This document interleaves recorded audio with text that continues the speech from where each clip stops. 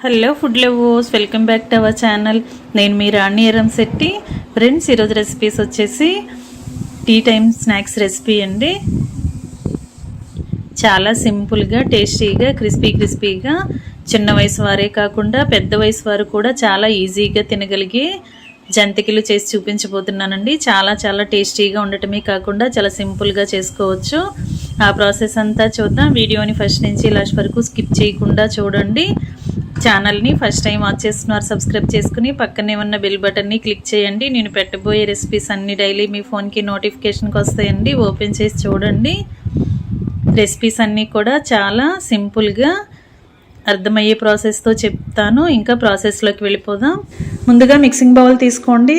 ఒక కప్పుతో చూపిస్తున్నాను, వచ్చండి ఈజీగా. ఆ టిప్స్ అన్నీ కూడా నేను చెప్తాను.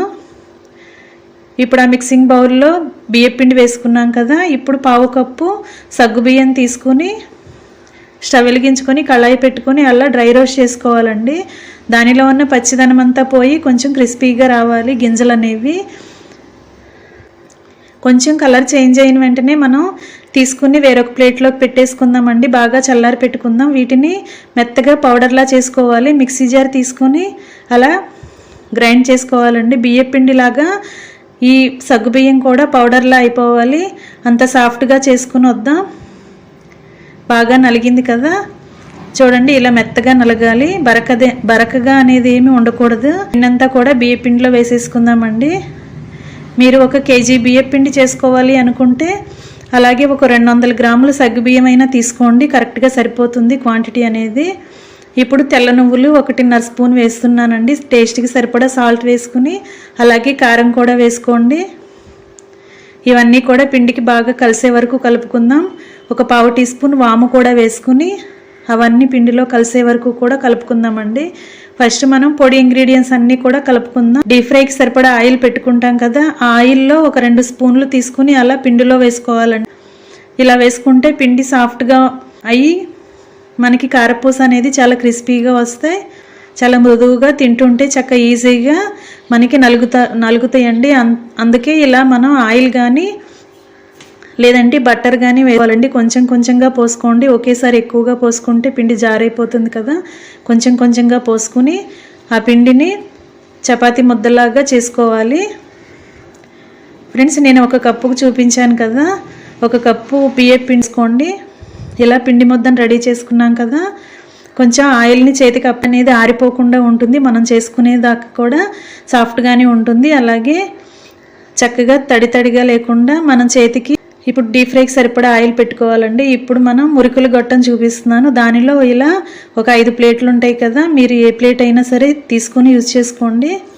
ఆ ప్లేట్ని అలా మురుకుల గొట్టంలో వేసుకుని ఆ గొట్టానికి లోపల ఆయిల్ని అప్లై చేయండి. మనం మురుకులు జంతికలు ఒత్తుకునేటప్పుడు చాలా ఈజీగా కిందకి జారుతుంది పిండి అనేది. అందుకే లోపల ఆయిల్ రాసుకుని ఇలా మనకు కావాల్సిన సైజులో వేసుకోవచ్చండి. ఇప్పుడు నూనె పొంగినప్పుడల్లా మన చేతులు కాలుతూ ఉంటాయి.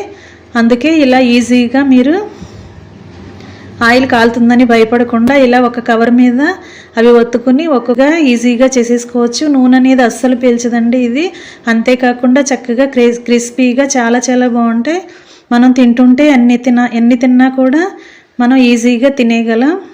అంత సాఫ్ట్గా ఉంటుంది. ఫ్రెండ్స్, నా రెసిపీ కనుక మీకు నచ్చినట్లయితే లైక్ చేయండి. అలాగే మీ ఫ్రెండ్స్కి, ఫ్యామిలీ మెంబర్స్కి షేర్ చేయండి. మీ సపోర్ట్ నాకు ఇస్తారని ఆశిస్తున్నాను. ఫ్రెండ్స్, మీరు కనుక సబ్స్క్రైబ్ చేసుకొని వారైతే ఇప్పుడే నా ఛానల్ని సబ్స్క్రైబ్ చేసుకుని నాకు సపోర్ట్ చేయండి. ఇలా మనం కలిపి పెట్టుకున్న పిండి అంతా కూడా ఒక్కొక్కటి వేసేసుకోవాలండి. మొత్తం అన్నీ కూడా డీప్ ఫ్రై చేయటం కంప్లీట్ అయిన తర్వాత స్టవ్ ఆఫ్ చేసుకుని వేడి జంతికలను సర్వింగ్ ప్లేట్లోకి తీసుకుని చిన్నపిల్లలకి, పెద్దవారికి అందరికీ కూడా సర్వ్ చేసుకోవచ్చండి. నువ్వులు వేసాం, సగ్గుబియ్యం వేసాం కదా, సాల్టు కారము వేసాం. అన్నీ కూడా మనం తింటున్నప్పుడు ఆ టేస్ట్ అనేది చాలా బాగా తెలుస్తుంది. చాలా సాఫ్ట్గా, టేస్టీగా అనిపిస్తాయి. ఎక్కువగా ఇవాళైనా చేసుకోవాలి అని అనిపిస్తుంది. మీ అందరూ కూడా ఖచ్చితంగా ట్రై చేయండి. ఇంకా నెక్స్ట్ రెసిపీ వచ్చేసి రిబ్బన్ పకోడీ అండి. దీనికోసం చాలా సింపుల్గా మనం పిండిని ప్రిపేర్ చేసుకోవచ్చు. ఇవి కూడా చాలా క్రిస్పీగా వస్తాయండి. చిన్నపిల్లలు చాలా ఈజీగా తినేస్తారు. మనం స్వీట్ షాప్లో తెచ్చుకొని తింటూ ఉంటాం. అలా కాకుండా ఇంట్లోనే చాలా క్రిస్పీగా టేస్టీగా మనం తక్కువ టైంలోనే వీటిని కుక్ చేసి పిల్లలకి సర్వ్ చేయొచ్చండి. చిన్నపిల్లలు పెద్దవారు అందరూ తినొచ్చు. టీ టైం స్నాక్స్గా చాలా ఎంజాయ్ చేస్తూ చక్కగా తినొచ్చండి. ఆ ప్రాసెస్ అంతా చూద్దాం. పిండి కానీ వాటర్ కానీ కొలవటానికి ఏదైనా కప్పు తీసుకోండి. పిండిని ఉడకపెట్టుకోవటానికి కళాయిని తీసుకుని 2 కప్పుల వాటర్ తీసుకోవాలండి. మనం ఏ కప్పుతో తీసుకున్నా పర్లేదు. ఇలా 2 కప్స్ వాటర్ తీసుకుని దానిలో 2 టేబుల్ స్పూన్లు తెల్ల నువ్వులు వేసుకోవాలి. కలగపోతే కొంచెం తర్వాత యాడ్ చేసుకోవచ్చు వాటర్ కాగుతున్నప్పుడు. కారం అండి ఇది 1/2 టీ స్పూన్. జీలకర్ర వేసుకున్న తర్వాత ఈ కళాయిని స్టవ్ మీద పెట్టుకోవాలండి. ఫ్లేమ్ మాత్రం సిమ్లో పెట్టుకుని వాటర్ని కాగించుకోండి. ఇలా వాటర్ బాయిల్ అవుతున్నప్పుడు మనం ఏ కప్పుతో అయితే పర్లేదండి, 1 కప్పు పిండికి 2 కప్పుల వాటర్ అనేది ఖచ్చితంగా సరిపోతుంది. ఇంకా ఎక్కువగా వాటర్ మనం అస్సలు వాడక్కర్లేదు. కరెక్ట్గా ఆ వాటర్తోనే పిండి అనేది కలిసిపోతుంది. ఇలా వాటర్ కాగిన తర్వాత ఒకసారి టేస్ట్ చూసుకుని సాల్ట్ చాలకపోతే యాడ్ చేసుకోవచ్చు. ఇప్పుడు ఆ పిండి అంతా కూడా దానిలో వేసుకుని ఇంకా స్టవ్ ఆఫ్ చేసేసుకుందామండి. ఇలా వేడివేడిగా ఉన్న పిండిని గరిటెతో మాత్రమే కలుపుకోండి. చెయ్యి మాత్రం అసలు పెట్టొద్దు. ఇలా కలుపుకొని ఇలా వేసుకున్నాం కదా. ఇప్పుడు స్టవ్ వెలిగించుకుని కళాయి పెట్టుకుని డీప్ ఫ్రైకి సరిపడా ఆయిల్ పోసుకోండి. ఆయిల్ కాగుతుంది కదా. ఈలోపు మనం మురుకుల గొట్టం తీసుకుని దాని లోపల పడుతుంది. మనం ప్రెస్ చేయడానికి ఎక్కువ కష్టపడకుండా ఈజీగా అది దిగిపోతుందండి. అలా చేసుకోవాలి. ఆయిల్ కాగిన తర్వాత డీప్ ఫ్రై కరెక్ట్గా మనకి తెలిసిపోతుందండి. చాలా ఈజీగా బబుల్స్ రావటం ఆగిపోతుంది. అప్పుడు మనం వెనక వైపుకు ఒకసారి టర్న్ చేసుకుని అలా 2 వైపులా కూడా కరెక్ట్గా ఫ్రై చేసుకోవాలి. ఇలా ఫ్రై అయిన తర్వాత ఈ రిబ్బన్ పకోడీకి ఆయిల్ అనేది అస్సలు పీల్చదండి. చాలా చాలా క్రిస్పీని. ఫ్రెండ్స్, మీకు గనక నా వంట నచ్చినట్లయితే లైక్స్కి, ఫ్యామిలీ మెంబర్స్కి కూడా షేర్ చేయండి. అలాగే ఫైలర్ ఆప్షన్ టచ్ చేసి ALL ఆల్ అనే బెల్ ఐకాన్ని కూడా యాక్టివేట్ చేయటం మాత్రం మర్చిపోకండి. అన్నీ కూడా డైలీ మీ ఫోన్కి నోటిఫికేషన్కి వస్తాయి. మీరు సబ్స్క్రైబ్ చేయటం మాత్రం మర్చిపోవద్దు. చూసారండి, చాలా క్రంచీగా వచ్చాయి కదా, క్రిస్పీగా.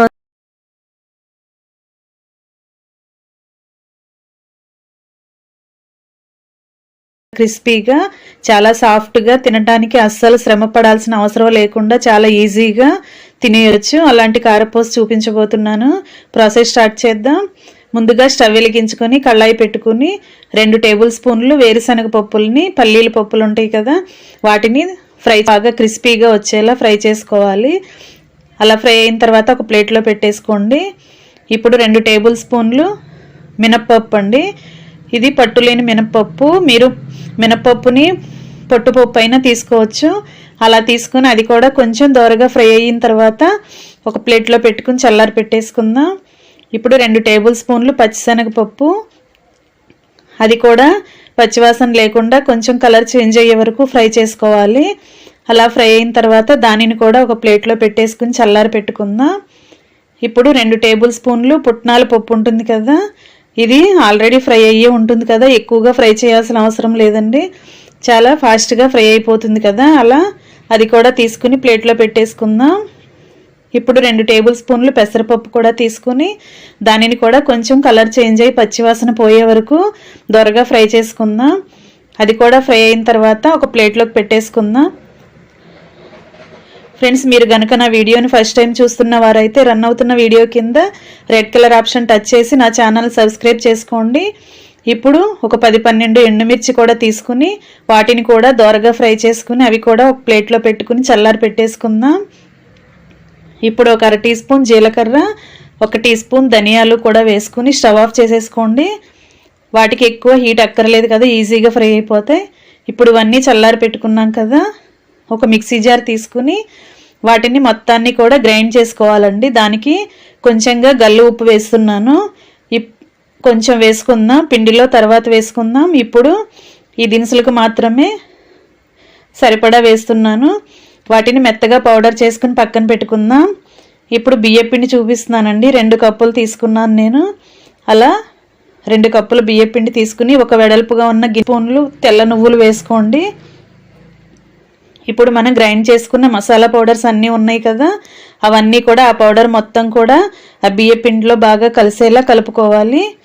ఒక 1/2 టీ స్పూన్ వాము వేసుకోవాలి, ఒక అర టీ స్పూన్ మిరియాల పొడి ఉంటుంది కదా అది కూడా వేసుకోండి. మిరియాల పౌడర్ లేకపోతే మసాలాలు గ్రైండ్ చేసినప్పుడు వాటిలో కొన్ని మిరియాలు వేసుకుని గ్రైండ్ చేసుకోవచ్చు. ఒక పావు టీ స్పూన్ ఇంగు కూడా వేసుకుని అవన్నీ కూడా పిండిలో కలిసే వరకు ఇలా పొడిగా ఉన్నప్పుడే పిండిని బాగా కలుపుకుందాం. ఇలా బాగా కలిసిన తర్వాత ఇది ఆయిల్ అండి. ఆయిల్ని కొంచెం వేడి చేసుకుని ఆయిల్ కూడా తీసుకుని ఆ పిండిలో కలిపేసుకోవాలి. సరికొత్త రెసిపీస్తో రోజు మీ ముందుకు వస్తాను. అలా వేసుకున్న తర్వాత ఇప్పుడు కొంచెం గోరువెచ్చగా ఉన్న నీళ్లు కూడా తీసుకుని అలా వేసుకుని పిండి మొత్తాన్ని కలుపుకోవాలండి. అలా మనం వేడి నీళ్ళు పోసుకుంటాం వల్ల పిండి పచ్చిగా లేకుండా చక్కగా మగ్గుతుంది. అలాగే జంతికలకు చాలా టేస్ట్ వస్తుందండి. అందుకే అలా కొంచెం వేడిగా ఉన్న వాటర్ పోసుకుని చేయి పెట్టకుండా అలా స్పూన్తో మొత్తం కలుపుకోండి. పిండి బాగా చల్లారిన తర్వాత అలా చేతితో మ్యాష్ చేస్తున్నట్లుగా కలుపుకోవాలి. మనం వేసిన ఇంగ్రీడియంట్స్ అన్నీ కూడా పిండికి బాగా పట్టాలి. అలా చేతితో నలుపుతూ కలుపుకోండి. పిండి సాఫ్ట్గా వచ్చేస్తుందండి. ఎక్కువగా వాటర్ కూడా పోయకూడదు. కొంచెం టేస్ట్ చూసుకోండి. సాల్ట్ ఎంత వరకు పడుతుందో చూసుకుని కొంచెంగా వేసుకుందాం. అలా సాల్ట్ మాత్రం పొడిలో చల్లకూడదండి, అలా పిండిలో చల్లకూడదు. కొంచెం వాటర్ తీసుకుని వాటర్లో కరిగించుకొని కరిగిన వాటర్ని అలా పిండిలో వేసుకుని కలుపుకోండి. సాల్ట్ వేసామంటే మనం తినేటప్పుడు కరెక్ట్గా కలవకుండా సాల్ట్ పిండిలో కలవదు. మనం తినేటప్పుడు అక్కడక్కడ కొంచెం ఉప్పుగా అనిపిస్తాయి. అందుకే ఇలా కొంచెం వాటర్లోకి సాల్ట్ వేసుకుని బాగా కరిగించుకుని ఆ వాటర్తో పిండిని కలుపుకోండి. ఇప్పుడు ఎక్కువ వాటర్ పోయకూడదండి, సరిపోయింది కదా, ముద్దలాగా వస్తుంది కదా పిండి. ఇది మొత్తం ఒక ముద్దలా చేసుకుని పక్కన పెట్టుకుందాం. పిండి కలుపుకున్నాం కదా, చేతికి అసలు తడి లేకుండా చక్కగా వస్తుందండి. మనం ఇప్పుడు జంతికలు దీనిలో మనం కొంచెం కొంచెంగా పిండి వేసుకుని ఒత్తుకోవాలి. మీకు ఏ ప్లేట్ కావాలంటే ఆ ప్లేట్తో వేసుకోవచ్చండి. నేను ఇలా ఈ ప్లేట్తో చూపిస్తున్నాను. అలా కొంచెం కొంచెంగా పిండిని లోపలికి పెట్టుకుని అండి. ఇప్పుడు డీప్ ఫ్రైకి సరిపడా ఆయిల్ పోసుకున్నాం కదా, ఆయిల్ బాగా కాగిన తర్వాత అలా కొంచెం కొంచెంగా వేసుకుని జంతికలను ప్రిపేర్ చేసుకోవాలి. మనం కలిపి పెట్టుకున్న పిండి అంతా కూడా అలా ఒకదాని తర్వాత ఒకటి వేసుకుని డీప్ ఫ్రై చేసుకుని ప్లేట్లోకి తీసుకోవటమే. ఫ్రెండ్స్, నా వంట కనుక మీకు నచ్చినట్లయితే లైక్ చేయండి. అలాగే మీ ఫ్రెండ్స్కి రిలేటివ్స్కి షేర్ చేయండి, మీ ఫ్యామిలీ మెంబర్స్కి షేర్ చేయండి. మీకు నా వంట నచ్చిందని అనుకుంటున్నాను. నచ్చితే ఖచ్చితంగా లైక్ చేయండి. అలాగే నా ఛానల్ని సబ్స్క్రైబ్ చేసుకుని వారైతే ఇప్పుడే సబ్స్క్రైబ్ చేసుకుని నాకు సపోర్ట్ చేయండి. చూడండి ఎంత సాఫ్ట్గా వచ్చాయో. మనం ఇలా చేత్తో పట్టుకుని అలా నొక్కుతుంటే చాలా ఈజీగా ముక్కలైపోతున్నాయి కదా, చాలా సాఫ్ట్గా ఉంటాయండి. తింటే కూడా చాలా చాలా బాగుంటాయి. మనం పప్పులన్నీ దినుసులని పౌడర్ చేసి వేసాం. అలాగే ధనియాలు జీలకర్ర కూడా వేసాం కదా ఎండుమిర్చితో పాటు. చాలా ఘాటుగా చాలా బాగుంటాయండి. మీరు ఖచ్చితంగా ట్రై చేయండి. నెక్స్ట్ రెసిపీ వచ్చేసి సన్న కారపూస అండి. స్వీట్ షాప్ స్టైల్లో కన్నా చాలా చాలా టేస్టీగా వస్తాయండి. ఆయిల్ కూడా అస్సలు పీల్చుకోదు. మీ అందరికీ బాగా నచ్చుతాయి. చిన్నపిల్లలు పెద్దవారు అందరూ కూడా చాలా ఎంజాయ్ చేస్తూ ఇష్టంగా తినొచ్చు. ఇంగ్రీడియంట్స్ కూడా చాలా తక్కువేనండి. సింపుల్గా మనం ఈ స్నాక్స్ని, ఈ సన్న కారపూసని కుక్ చేసి పిల్లలకి సర్వ్ చేయొచ్చు. ఆ ప్రాసెస్ అంతా చూద్దాం. ఇలా ఒక పెద్దగా ఉన్న గిన్నెని తీసుకోండి. అలా తీసుకుని ఏదైనా ఒక కప్పు నిండా బియ్య పిండి తీసుకుని జల్లించుకోవాలండి. ఇది పొడి బియ్య పిండేనండి. బియ్యాన్ని మిక్సీ పట్టిన పిండి అండి ఇది.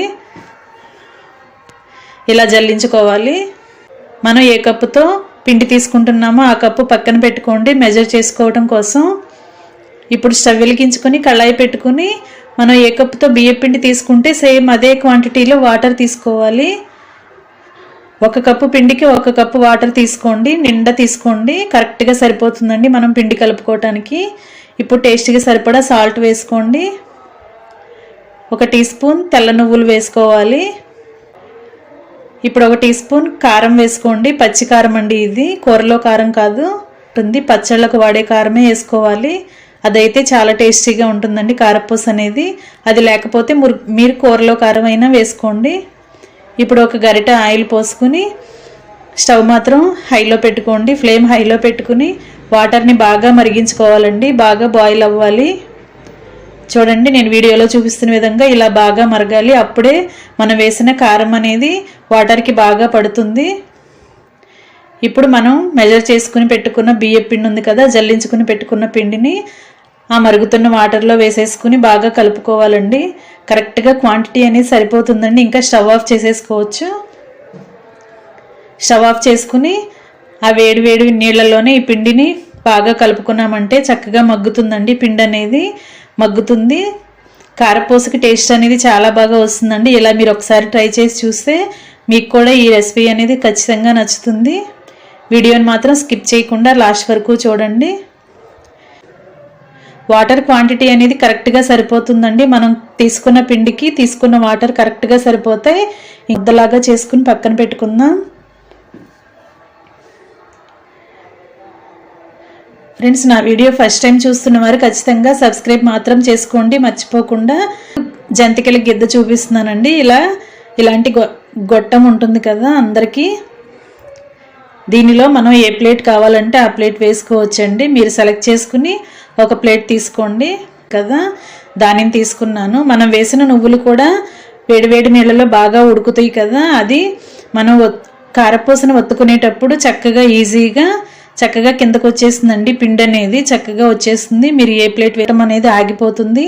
అలా చూసుకుని మీరు కొత్తగా నేర్చుకునే పిల్లలు చాలా ఈజీగా గెస్ చేసి వాటిని కరెక్ట్గా ఫ్రై చేసుకోవచ్చండి. డీప్ ఫ్రై తర్వాత ఆయిల్లో నుండి బబుల్స్ అనేవి ఆగిపోతాయండి. అప్పుడు మనకి ఈజీగా తెలిసిపోతుంది. ఇప్పుడు దానిని ఆయిల్లో నుంచి తీసి వేరే ప్లేట్లోకి పెట్టేసుకుందాం.